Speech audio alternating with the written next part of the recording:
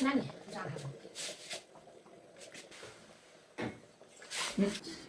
त मुन्ना भयो मुन्ना शिकार तयार गर्दै हुनुहुन्छ गाइस।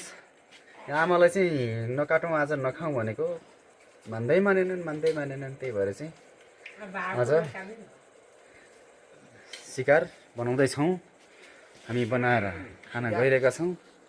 ल शिकार त मामाले बर्बाद बनाइहाल्नु भने त ल। कति किलो छ मामा? यो बाबु 1.5 किलो छ। 1.5 किलो छ है?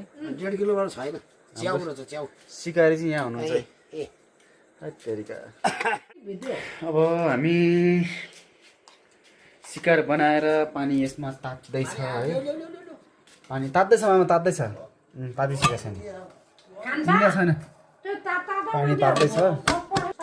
राति राति बास बसेको कुखुरालाई मामाले सिद्ध्याएर बर्बाद बनाउनु खतम भइछ। अनि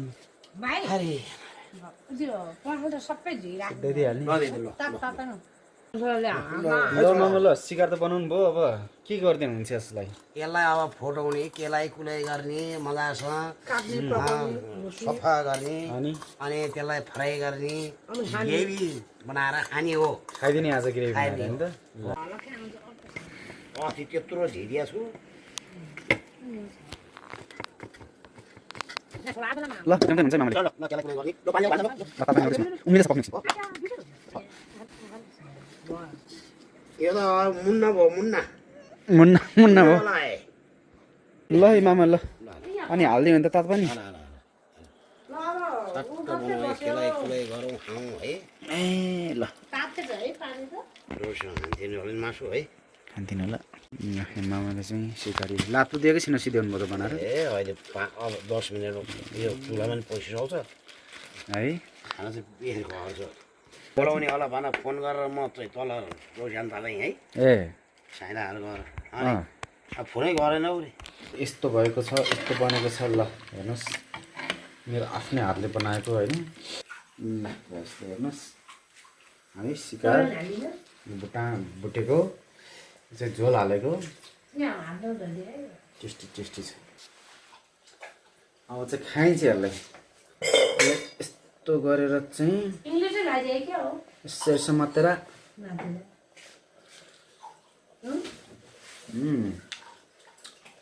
टेस्टी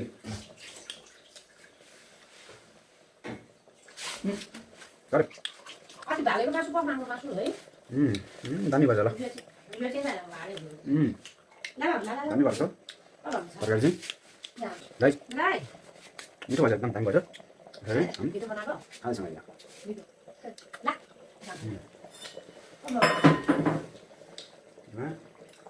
दामी